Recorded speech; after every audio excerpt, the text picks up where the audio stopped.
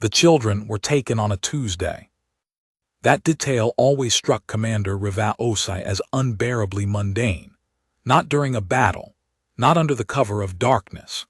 Tuesday morning, 9:17 station time, when the corridors of Meridian Station smelled like recycled coffee and someone's burnt toast, and 41 children between the ages of 4 and 11 simply ceased to be where they were supposed to be. The playroom on Deck 6, where the walls were still covered in crayon drawings that nobody had gotten around to taking down because children draw on walls and adults pretend to mind, but never quite get around to removing the proof. The hydroponic garden on Deck 3, where the youngest ones liked to press their palms against the warm, growing panels and feel something alive. The small library on Deck 2, with the battered paper books that Dr. Ewan kept insisting were irreplaceable, which nobody took seriously until 3 of the children who'd been sitting in that library were also suddenly irreplaceable in their absence. Gone. The Veth had come quietly, which was somehow the worst part. No ships on long range, no weapons discharge, no atmospheric warning systems tripped. They had simply reached through the station's systems like a hand sliding through water, through the environmental controls, through the internal transit pod network, through the airlocks that should have required 3 command-level authorizations and a biometric confirmation to open, and they had taken what they wanted. 41 children. No demands followed. No communication. No explanation. No ransom note in any language humanity had yet learned to translate. Just the empty rooms. Just the drawings on the walls and the handprints on the grow panels and the open books on the library table, still spread to the pages they'd been reading, as if the readers had simply stepped away for a moment and would be back. They were not back. Humanity screamed. Within 6 hours, the United Colonial Authority had scrambled 3 battle groups toward the Veth's last known coordinates in the Kessler Drift. Within 12, those battle groups had found nothing but empty space and 1 fragment of hull plating that matched no known Veth vessel design in the UCA database, which suggested either a new class of ship or a deliberate modification to deny identification. Within 36 hours, the political apparatus had begun its grim, necessary theater. Declarations, ultimatums, an emergency session of the Colonial Assembly where representatives shouted over each other in 4 languages, while the 41 children were still wherever they were. Riva watched a live stream of it for 11 minutes before she turned it off, because there are things that waste time you need, and political theater when children are missing is one of them. None of it brought the children back. Riva had been pacing the Situation Room for 2 days with minimal sleep and maximum coffee when Dr. Soren Mack came to find her. She'd read his file 3 times in the preceding 48 hours. She developed the habit of reading every file that crossed her desk when something felt like it mattered, and Soren Mack felt like he mattered in a way she couldn't articulate and didn't entirely trust. Because things that feel important and can't be articulated are either intuition or desperation, and after 48 hours she was running a ratio she didn't want to calculate. He was 34 years old. Neurological systems researcher attached to the Colonial Science Division, secondment from the University of New Helsinki, notable primarily for work he'd been publishing on something he called xenocognitive RNA transference, a phrase that had meant almost nothing to her until 40 minutes ago, when she'd had her chief science advisor explain it slowly, twice, and then she'd read Mack's most recent paper herself, badly, and arrived at an understanding that was incomplete but sufficient. He knocked on the open door of the Situation Room at 1100 hours. She'd been expecting him since 600. She hadn't sent for him because she'd been hoping she'd think of something better, and she hadn't thought of something better, and now here he was, thin in the way of someone who forgets to eat when they're focused on something that matters more than eating, holding a tablet against his chest like a student waiting to present work he isn't sure will be well received. "You were the one who identified the Veth memory architecture," she said, without greeting. There was no time for greeting. 3 years ago, the paper about biological data storage. Yes, he set the tablet on the table without being invited to sit. I can sit. Please. He sat. The Veth don't use external data systems the way we do. Navigational data, command knowledge, tactical intelligence, it's stored biochemically, encoded into RNA chains carried in the cerebrospinal fluid concentrated at the brainstem. When a senior Veth operative dies, that fluid is extracted and preserved, transferred under the right conditions to a new carrier, reactivated. Their dead keep working. In the sense that the information the dead held becomes accessible to the living, yes. It's not the dead don't persist as personalities exactly. It's more like inherited memory, the way humans used to pass down oral tradition. Except this is neurochemical, not spoken, and it's complete rather than partial. Everything the donor experienced, everything they knew, potentially accessible to the recipient. Rival looked at him steadily. Tell me about the prisoner. He didn't need to pull up the file. He'd been expecting this conversation since, she suspected, roughly 600 as well. Veth Ground Commander. Our translation system has been calling it Kethvara 7. That's not quite right. Their naming conventions don't translate cleanly, but it's what's in the record. Captured during the skirmish at Proxima Relay 14 months ago. Senior Tactical Operative Command Tier Classification, which means it would have been involved in planning operations of significant strategic scope. He paused. It died in custody 3 weeks ago. Respiratory failure secondary to injuries sustained during capture. We've been preserving the brainstem fluid under research protocols. Because you thought it might be useful. I thought the information it contained might be, yes. And you believe it was involved in the children. He looked at the table for a moment, then at her. The operation that took the children showed a level of tactical coordination that the Veth don't achieve without senior planning involvement.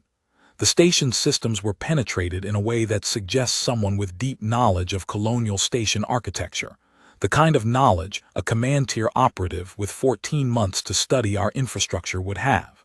The operation was nearly invisible, which is a Veth capability but not an unlimited one. The planning had to have started well before the operation. He stopped. Kethvara 7 was captured 14 months ago. It had access to station schematics as part of its processing. If it was running an intelligence operation from custody, it planned this. It may have planned this. He kept his voice careful. Or it may have been one of several planners. Or it may have communicated what it knew to others before we took it. But if what we want is the location of wherever those children are now, the best available candidate for holding that information is in a preservation container in Lab 7. Rival was quiet for a moment. Outside the Situation Room's single porthole, the stars hung still and offered nothing. You can put its memories into a human being, she said. I can attempt to transfer its RNA-encoded memory chains into a human nervous system that has sufficient architectural compatibility to form a cognitive bond. He separated the words with precision, not pedantry but honesty.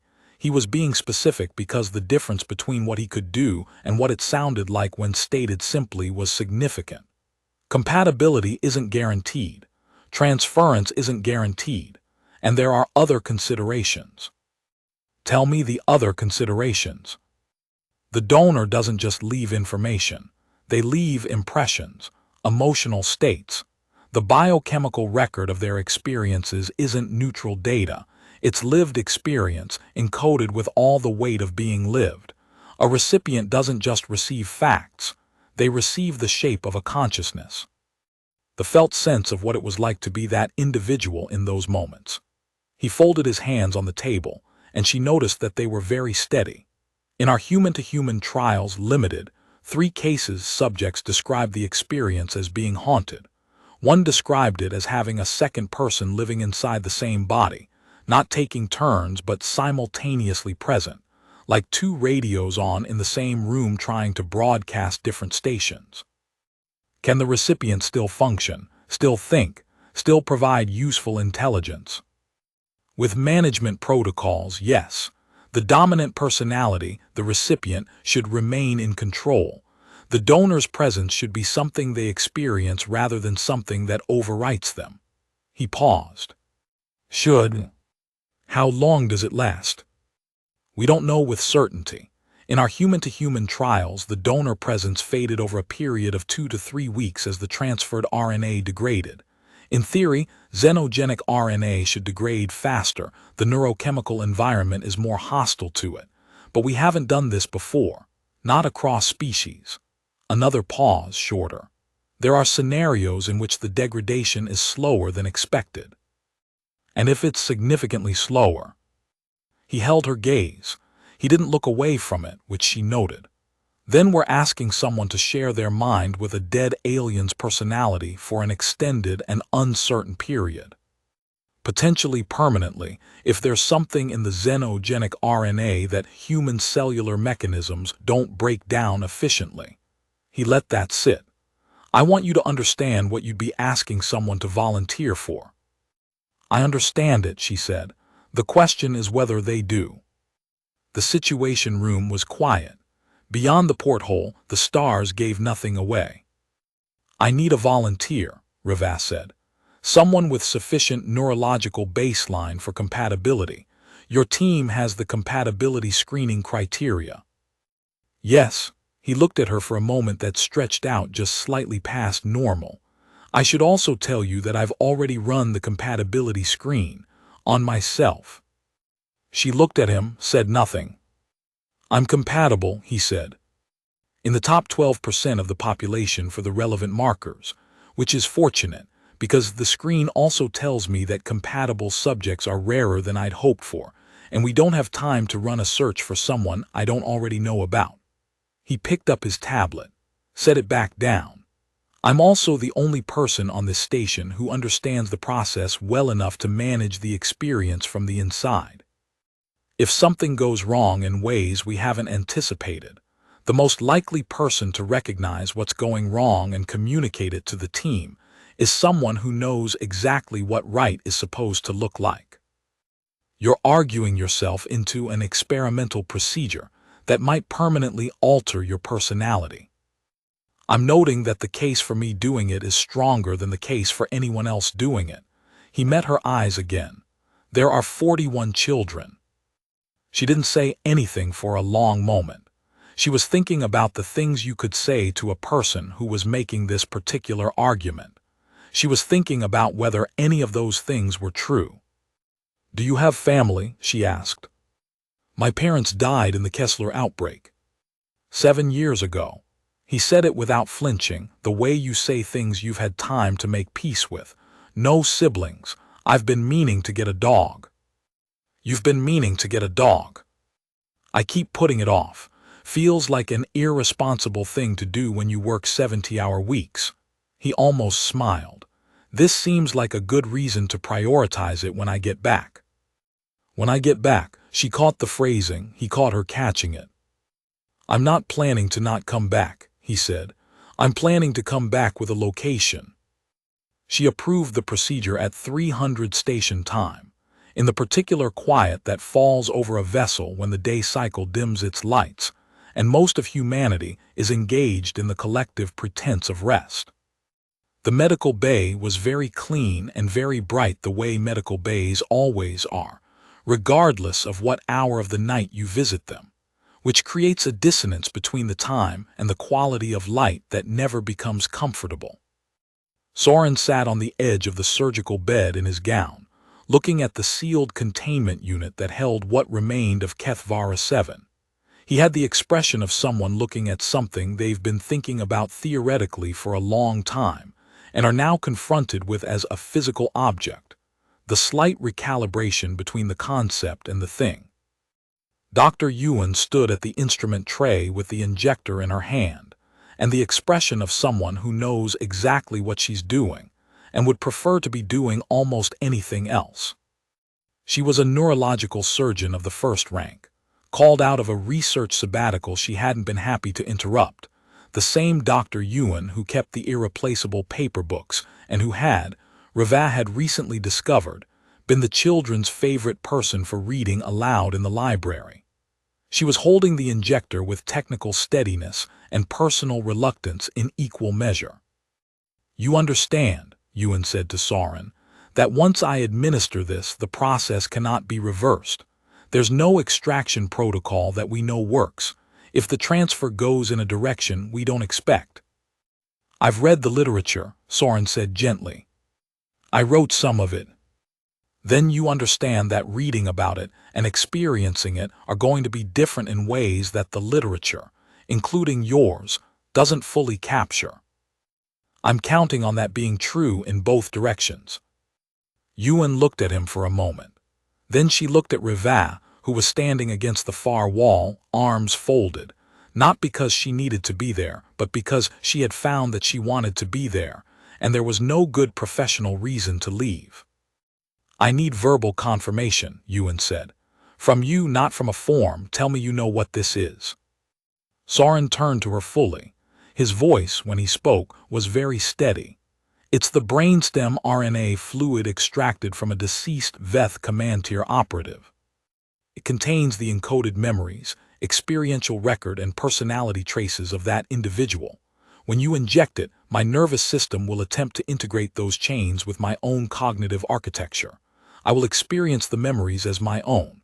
I may experience the personality as an overlay on mine.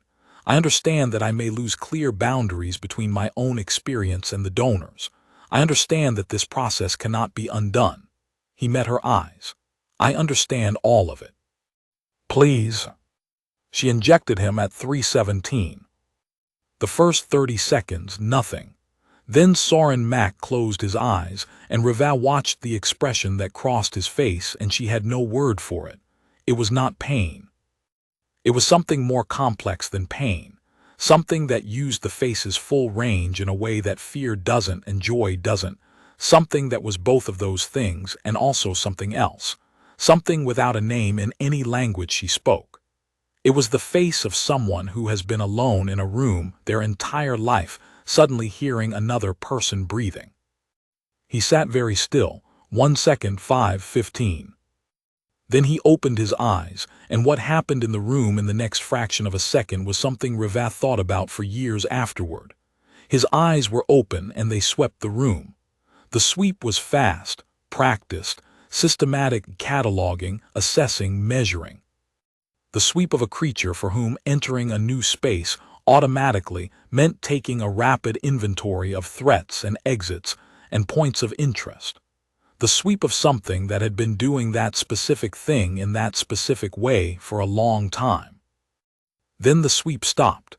His eyes found her face, and the person behind his eyes was Soren Mack again, clearly, recognizably, without question. But he was holding onto that identity the way you hold onto something when there's another hand on it. "That," he said very quietly, "is a very strange sensation."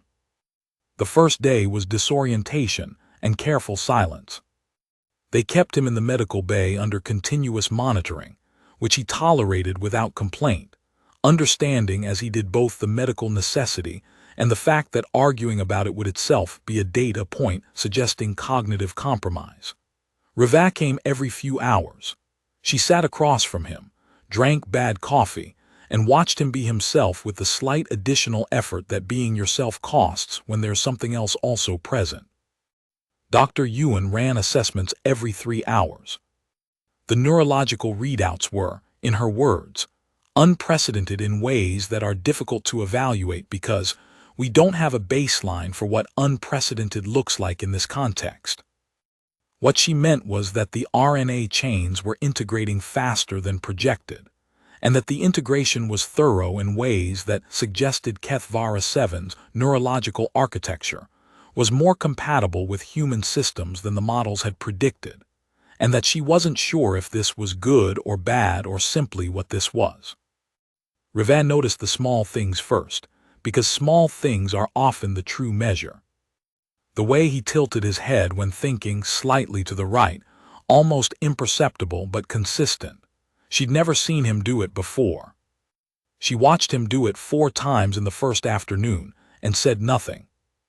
the way his attention moved when someone entered the room. Human attention is usually led by social expectation. You look toward faces, toward voices, toward the familiar patterns of other people as social beings. His attention when someone new entered led briefly with something else. It swept to the door first, took in the whole figure, assessed the posture and the hands, and then moved to the face.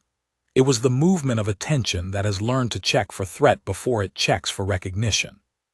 "Tell me what you're experiencing," she said, on the afternoon of the first day, when they were alone and the monitoring equipment was cycling through a routine readout, and the medical bay was as quiet as it gets.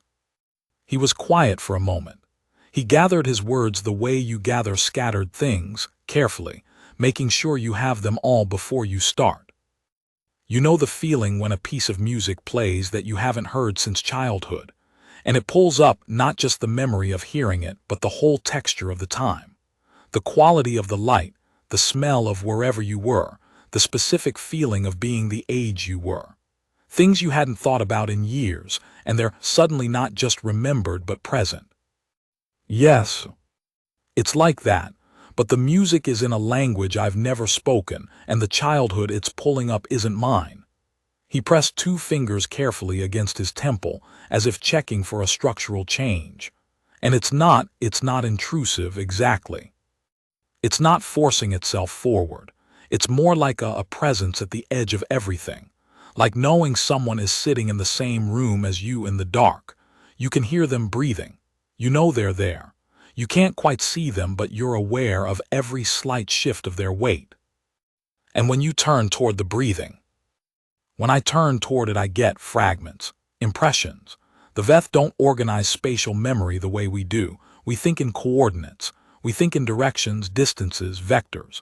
They think in experience. They remember the feeling of a particular gravitational pull, the sensation of moving through a specific density of radiation, the way a certain star's electromagnetic signature tastes against their ship's hull. He lowered his hand from his temple. I'm trying to translate those sensations into coordinates. It's like trying to describe a color to someone who's only ever had words for shapes. But you're getting something. I'm getting something. It's going to take time to translate it into something navigable. He looked at her. I'm also getting other things, things that aren't tactical. Riva kept her voice level, such as. He was quiet for a beat that was just slightly longer than comfortable. It had young ones, he said. HFY 7. The Veth community structure is different from ours. It's more collective, less nuclear. The care of young is distributed across a larger group rather than concentrated in biological parents. But there were specific small Veth that it held in a particular regard. That it felt, he stopped. He made a small, frustrated gesture with one hand. The feeling is very clear. The translation for the feeling is where I'm struggling. Try. It's the same feeling I would have about my own children, he said. If I had children. He looked at his hands where they lay on his knees. The particular quality of not love exactly, or not only love but also vigilance. The vigilance you have specifically for something small and dependent that you've decided is yours to protect. The vigilance that doesn't turn off. That's the background radiation of how HFY 7 existed in the world.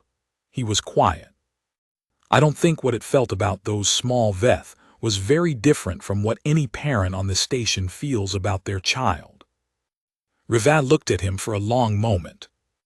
That's not relevant to finding our children, she said. No, he agreed immediately. It isn't. A pause. I'm not sure I believe either of us. On the second day, he started speaking Veth. Not consciously. Dr. Ewan recorded 3 separate incidents during the night monitoring window, 2 during REM sleep, 1 during the half-sleep state that precedes waking, in which he murmured sequences of sound that the translation suite identified as Veth Standard, the primary communication language of the species as humans had catalogued it. Veth Standard was notable for its tonal complexity, layered frequencies, some of them at ranges human ears could barely detect.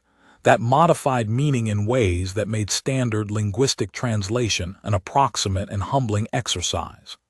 Their best AI systems had achieved approximately 63% accuracy, which was sufficient for basic communication and insufficient for nuance.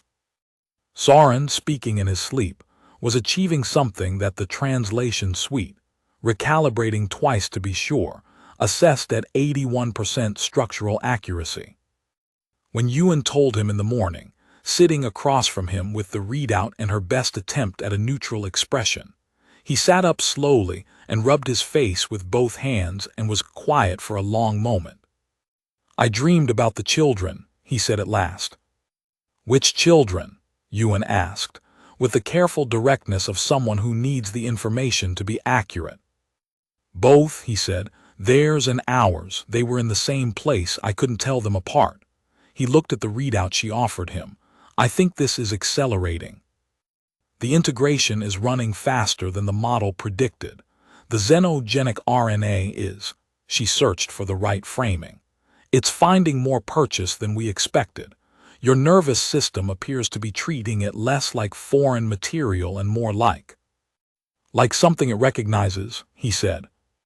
She looked at him. "Yes." He was quiet again. Outside the medical bay's small window, the Kessler drift hung in the distance, its dust and rock and dead starlight spreading across the view in a way that was almost beautiful if you didn't know what was hiding inside it. "I'm getting closer to the location," he said.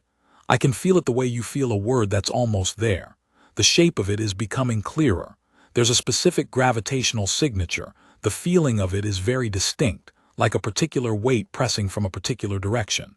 There's a quality of stellar radiation that has a texture, a taste."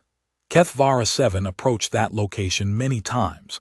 The memory of approach is very worn, like a path that's been walked until the grass is gone. "Can you give us coordinates?" "I need star charts. I need to sit with them until I can match what I'm feeling to what I'm seeing." He stood up, carefully, as if checking that the floor was where he expected it to be. "And I need everyone to leave me alone for a few hours."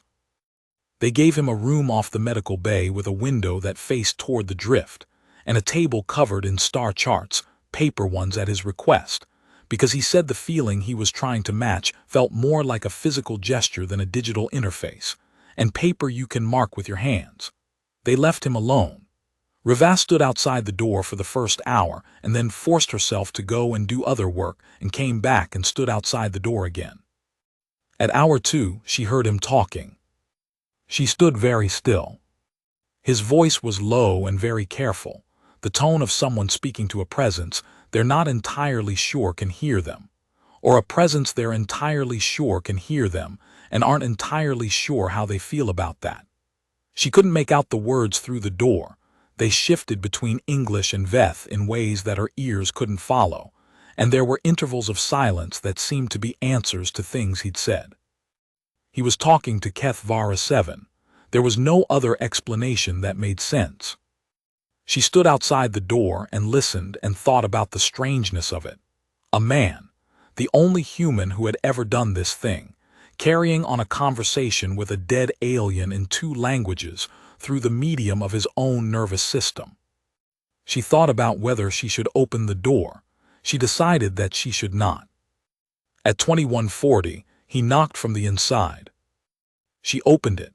He was standing at the table, and 3 star charts were spread across it in an overlapping arrangement, 2 of them covered in markings, pencil lines and circles and notations in his handwriting, and she noticed a few marks in a script that was not any human alphabet. He looked like someone who had surfaced from a significant depth. Pale, very still in the particular way of someone who has just come back to themselves from somewhere else, but his eyes were clear. "I have it," he said. He spread the marked charts across the table in order and walked her through it. The approach vector, drawn freehand in a continuous stroke, the way you draw something when you're following a feeling rather than calculating from data. A region of space near the outer edge of the Kessler drift, clustered around the dead gravity well of a brown dwarf, catalogued 3 decades ago as KDII Amber 7, unremarkable and unexplored because brown dwarfs offer nothing of resource value, and their electromagnetic interference makes detailed scanning difficult. The interference, he noted, ran in exactly the patterns that would make a large stationary structure nearly invisible to standard colonial scanning arrays. He had written a gravitational signature in numbers alongside the circled region. A feeling translated into mathematics through the medium of a human nervous system that had been running Veth's spatial memory for 48 hours. There's something in that debris field, he said, something large, engineered. It doesn't register on standard approaches because the dwarf's interference envelope covers it, and the structure is built to exploit that coverage. His hand rested on the chart, not quite pressing but touching. The children are there, all of them. Riva looked at the chart. She looked at him. She thought about the 41 empty rooms, the drawings on the walls, the open books. "How confident are you?" she asked. He pressed his thumb gently against the circle he'd drawn, the gesture of a man trying to make something real by making it physical. Kethvara 7 planned the operation, he said. It knew exactly where the children would be taken because it chose where they would be taken. He looked at her. I'm as certain as I've ever been of anything, and I know what that sounds like, given current circumstances. It sounds like the most useful piece of intelligence we've had in 49 hours, she said. She called the battle group commanders at 2200. The briefing took 37 minutes and the debate took another hour and 14, which Riva let run because the commanders were not being obstinate. They were being responsible, and she needed responsible people, not obedient ones. An intelligence source that consisted of a dead alien's memories mediated through a living human's neurological system was, objectively, a source that warranted rigorous skepticism, and the commanders brought that skepticism with appropriate rigor. It was Admiral Chen who closed it. "We have spent 2 days," she said, in the flat, tired voice of someone who has stopped finding precision of language satisfying and wants results, pursuing this through every conventional channel available to us and have found nothing. Our children are somewhere. This man says he knows where. I am willing to bet 3 warships and our professional credibility on the proposition that a lead is better than no lead. She looked around the table. We move. They moved at 100. The approach took 11 hours. Riva spent parts of them in the medical bay with Sauron, who was changing in ways she was monitoring with careful attention, and a growing unease she was working to keep out of her expression. He was not becoming incoherent. He was not losing the thread of himself, but the thread was under more tension. She could see it in the small things, the things that had been accumulating since the first day. The head tilt, the way his attention moved in spaces, and now, increasingly, something in his voice, not in its tone or its vocabulary, but in its rhythm, which was shifting in small ways that she suspected he wasn't aware of. The pauses fell in different places than pauses fall in English. The emphasis landed differently. She asked him about it on the 4th hour of the approach. "It's like," he said and paused, and she noticed the pause was in an unusual place. "You know those old photographs that were made by double exposure? 2 different images on the same film, 2 moments in the same frame." "Yes. When you look at a photograph like that, you can see both images. They're both present, but one was taken in stronger light than the other. And the longer you look, the one in stronger light starts to come forward. The dimmer one doesn't disappear, but it recedes. You have to work to see it separately from the brighter one." "Which image is in stronger light?" she asked. He looked at her. He was sitting by the porthole, and the medical bay's overhead lights gave his face a particular quality of illumination that she was trying not to read too much into. "Right now," he said, "I'm still the brighter one." He paused in a place where English doesn't naturally pause. "I'm working at it more than I was yesterday." She stayed with him. She brought coffee and conversation about ordinary human things, where he'd grown up, the dog question, what he'd been working on before any of this started, Whether he had opinions about the station food that were strong enough to be worth having, what his apartment at the university looked like, what his workbench looked like, whether he had a window there.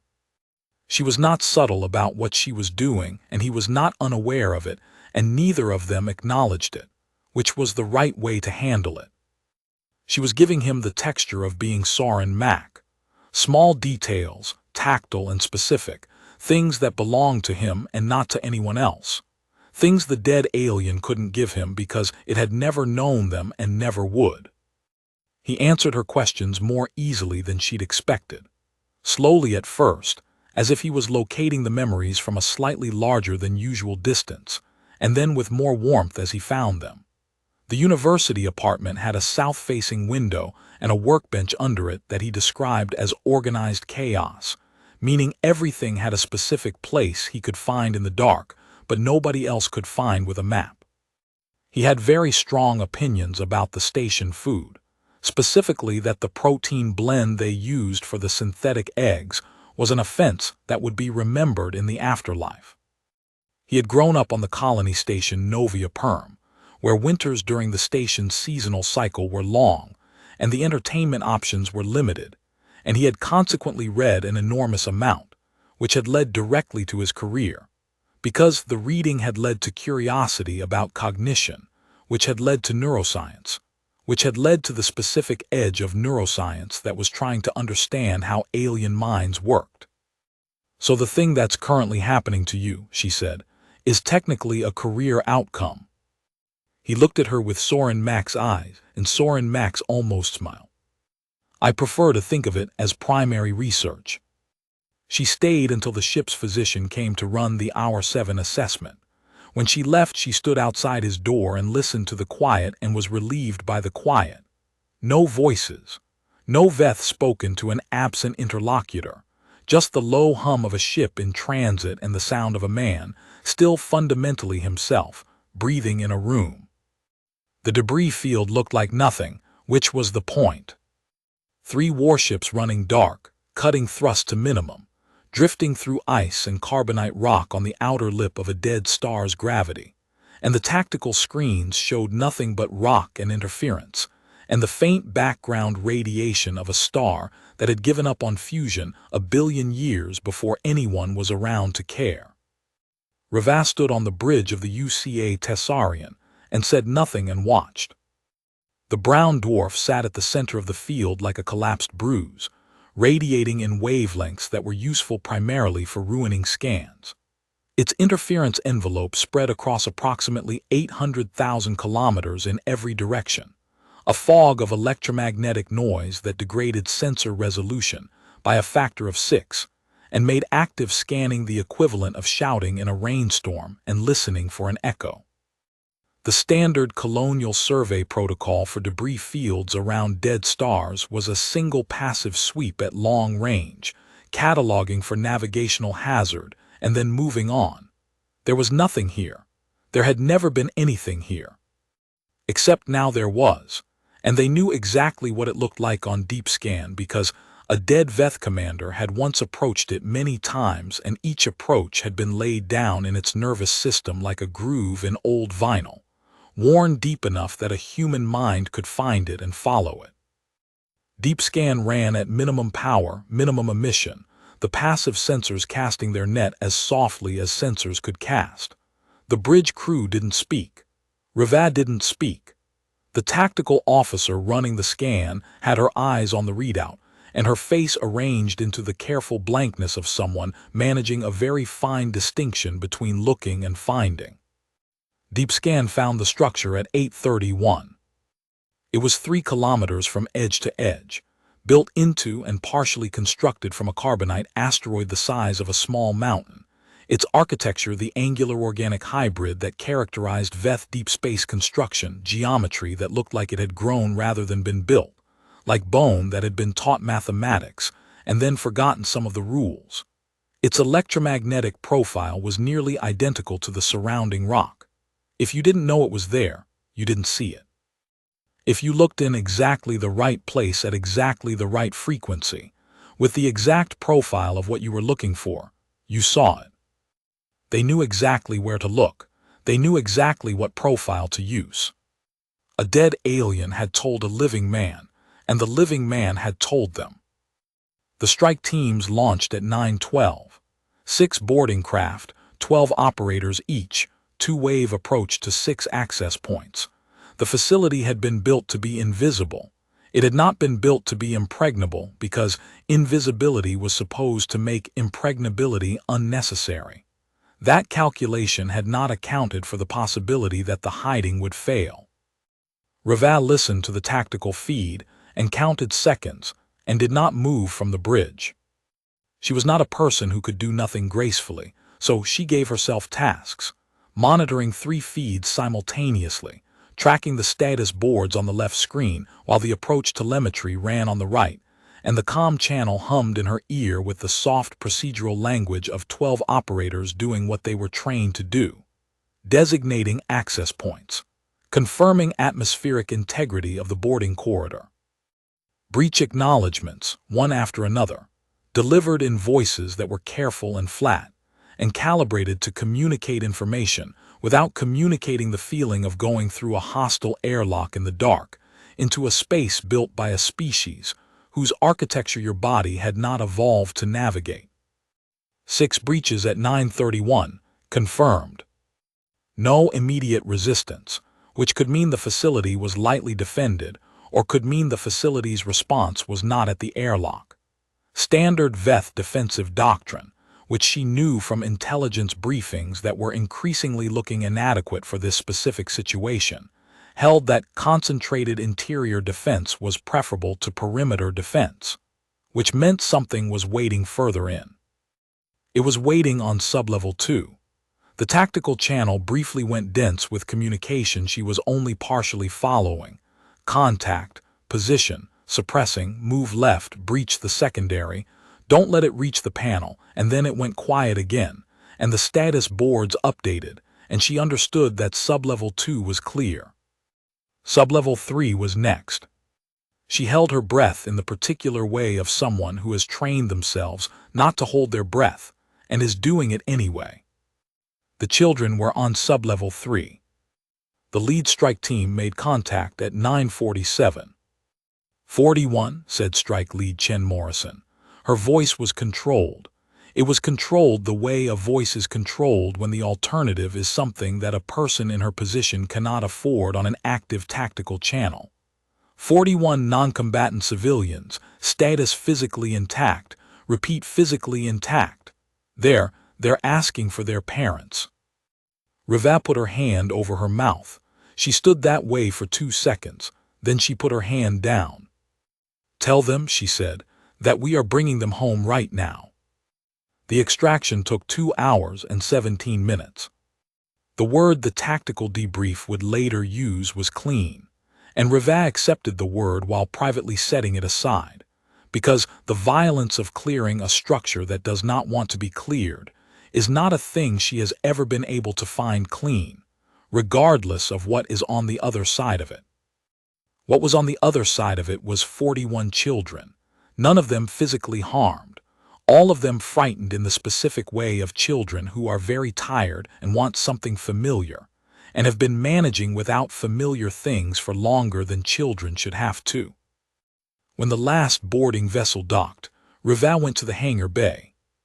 She stood against the far wall and watched the airlock cycle and felt something in her chest that she didn't name because naming it would require stopping, and stopping required that everything be finished, and she wasn't finished yet. Later. There would be time for finishing later. There was a medical team ready. There were counselors. There were the station personnel who'd come aboard specifically for this moment.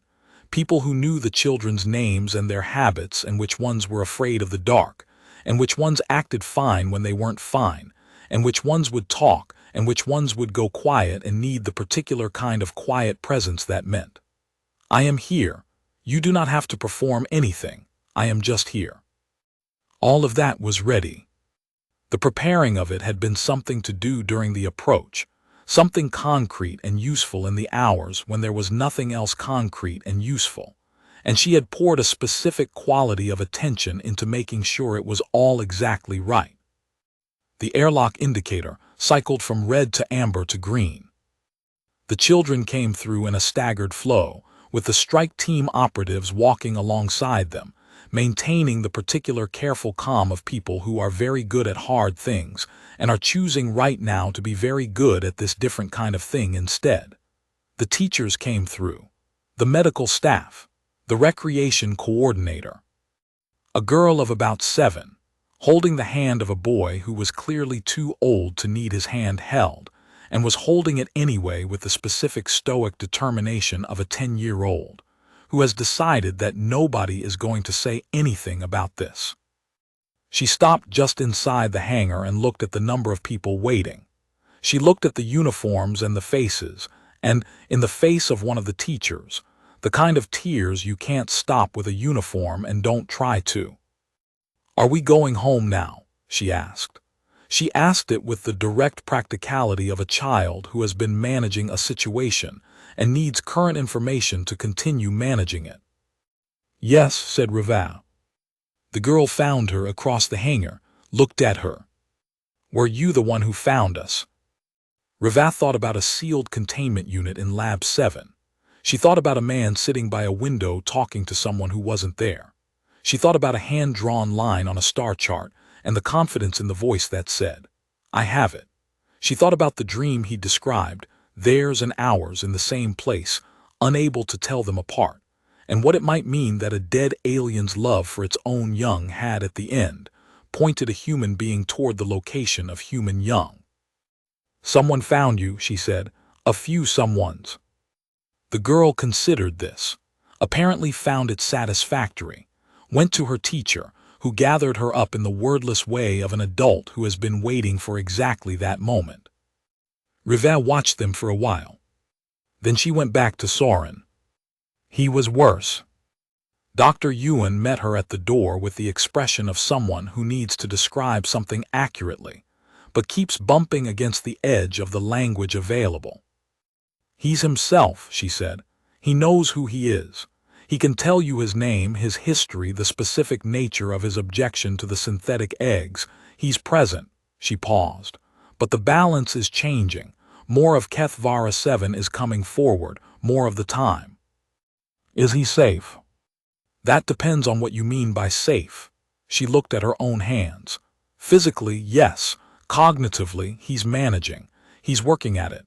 But the xenogenic RNA is not degrading the way the model suggested it would. It appears to be stabilizing." "Stabilizing?" "Integrating, possibly." "Permanently?" Reva went in alone. He was at the window. The same window, facing the same direction, the drift receding behind them now as the ship turned toward home. He turned when she entered, and she watched his eyes do the thing they did, the brief sweep, the assessment, the snap back to himself, and she watched how much more visible the effort of that snapback was than it had been 2 days ago. "They're all safe," she said. 41, no physical harm. They're with the station personnel now." He was quiet for a moment that seemed to go on longer than a moment. Then he said quietly, "Good." And then more quietly still, a sound she couldn't quite parse, not English, not quite Veth either, something in between.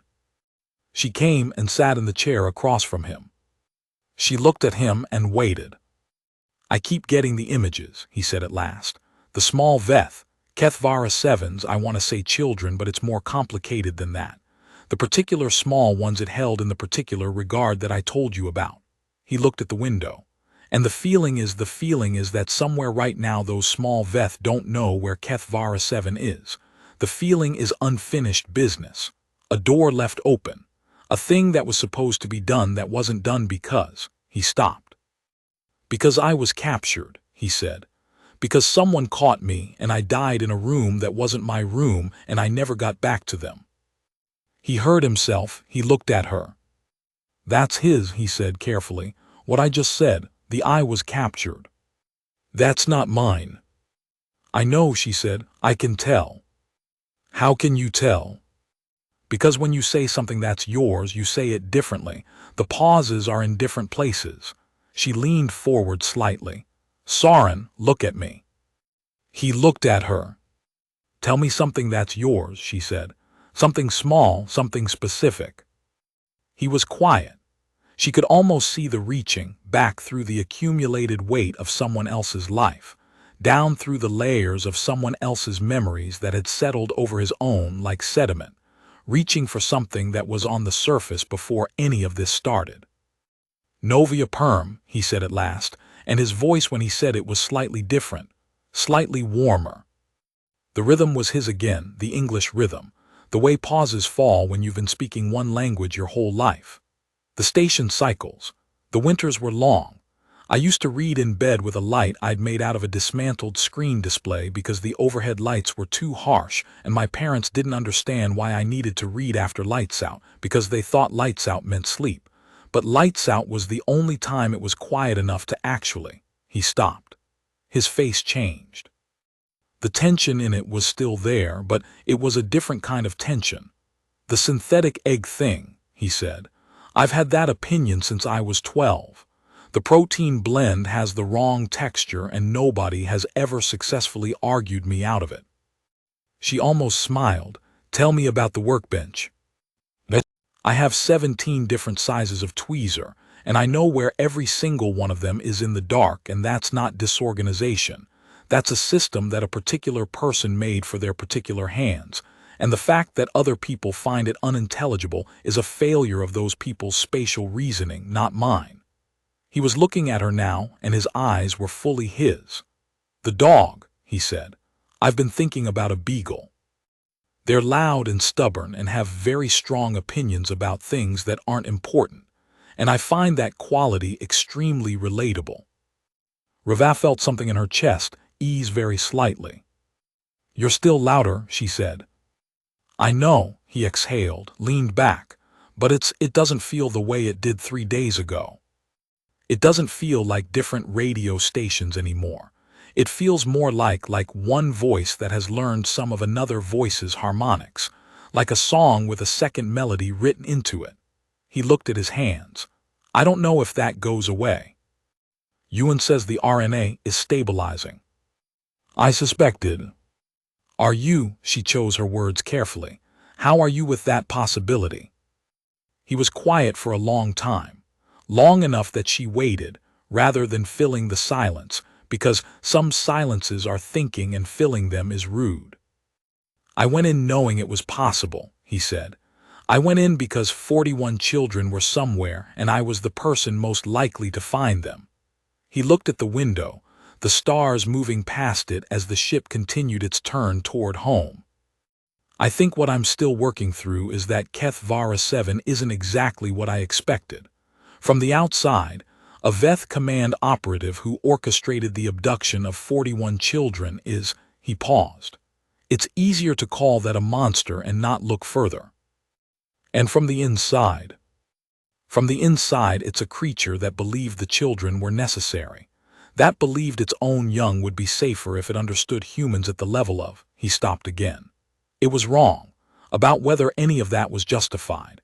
It was very wrong about that.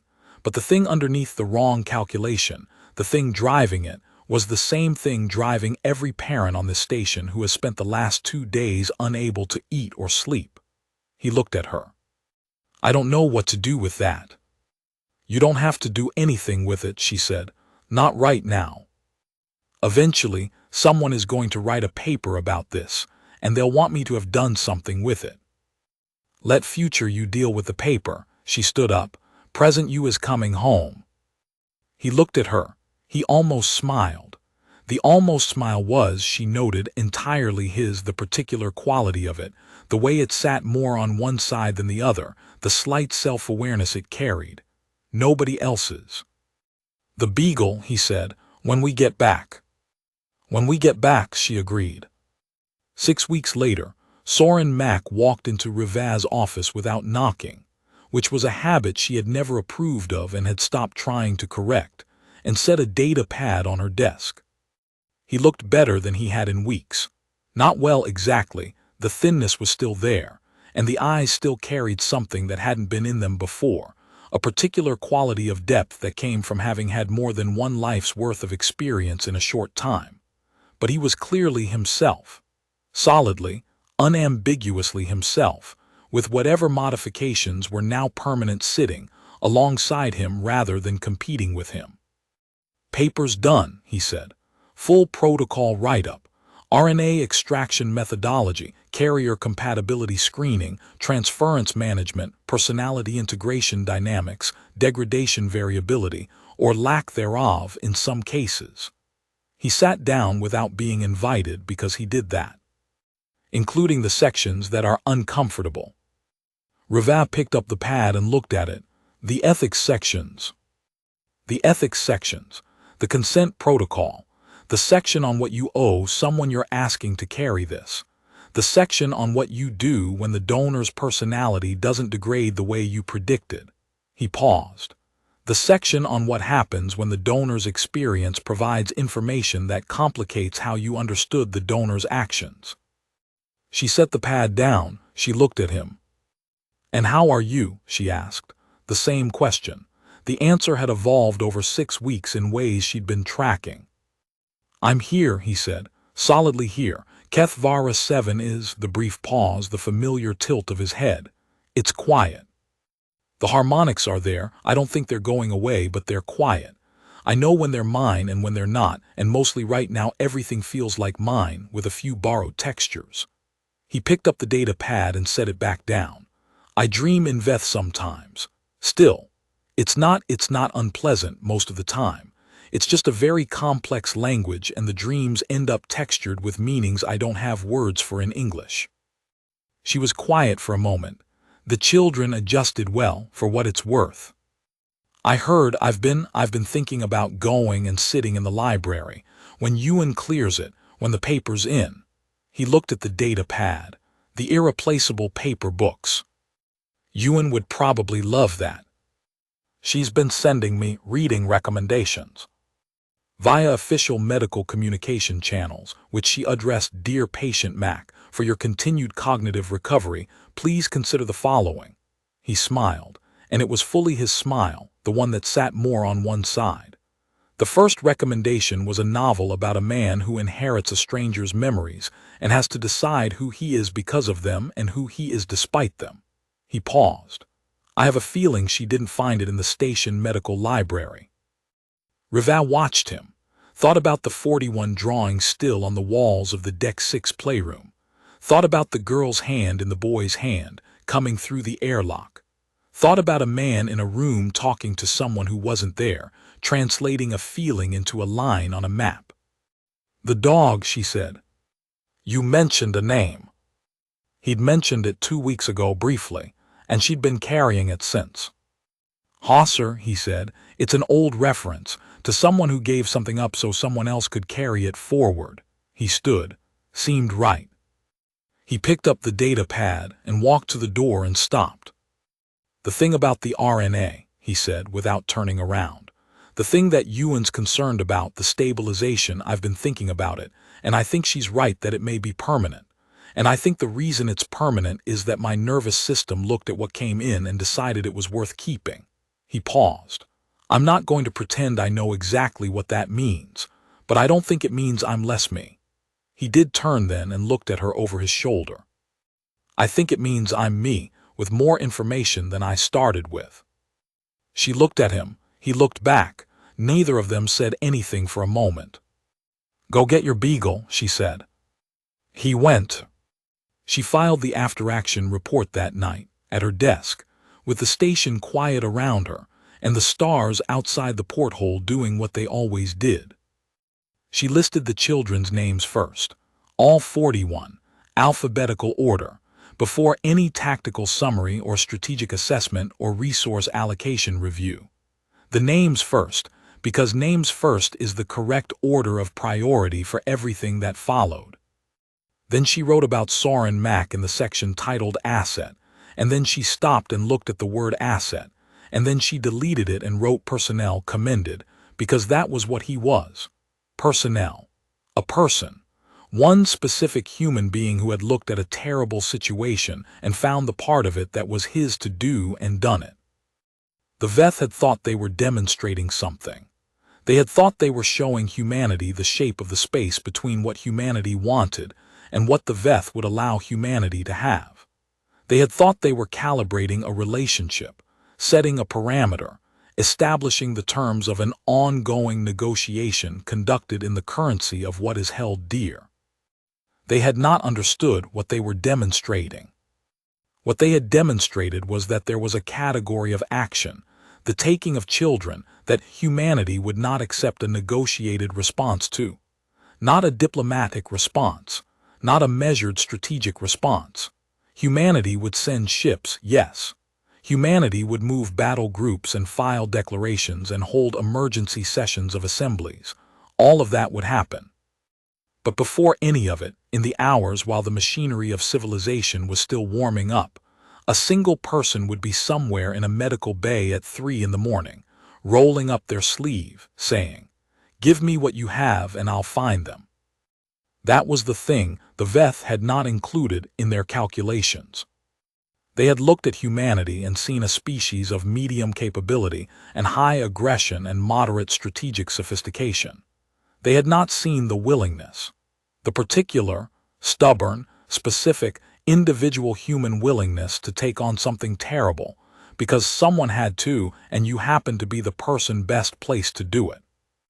Riva had been looking at that willingness for her whole career. She had never gotten tired of it. She closed the report. She turned off the desk light. Outside the porthole, the stars were exactly where they always were, holding their positions with the indifference of things that have been in place for longer than anything else in the observable universe. But the space between them was a little more known tonight, a little more charted, a little more claimed. One man had walked into the dark on the inside of his own mind and come back with directions. That was all. That was everything. She went asleep. Tomorrow there would be more work. There always was. But tonight 41 children were home.